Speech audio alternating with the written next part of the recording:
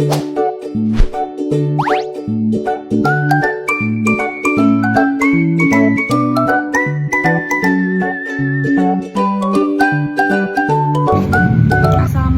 warahmatullahi wabarakatuh.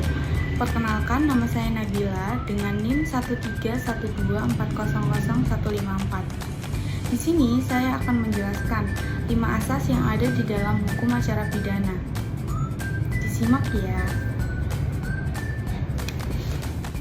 Yang pertama adalah equality before the law, atau perlakuan yang sama terhadap setiap orang di depan hukum. Hal ini mengandung suatu pengertian bahwa hukum acara pidana tidak mengenal apa yang disebut dengan forum privileged atau tidak mengenal perlakuan yang bersifat khusus bagi pelaku-pelaku tertentu dari suatu tindak pidana.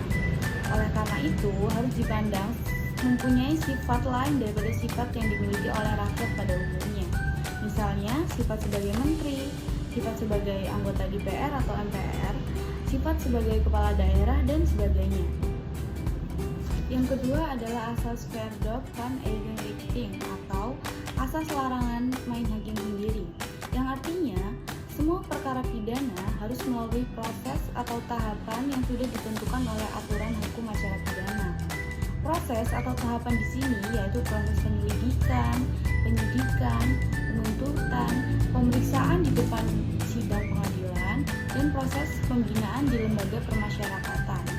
Menurut asas ini, tidak dibenarkan menyelesaikan suatu proses hukum ataupun akibat hukum sesuatu tindak pidana tidak melalui proses peradilan. Yang ketiga adalah asas eudet procedat ex officio, sikap hakim pasif dalam proses penuntutan menurut hukum pidana.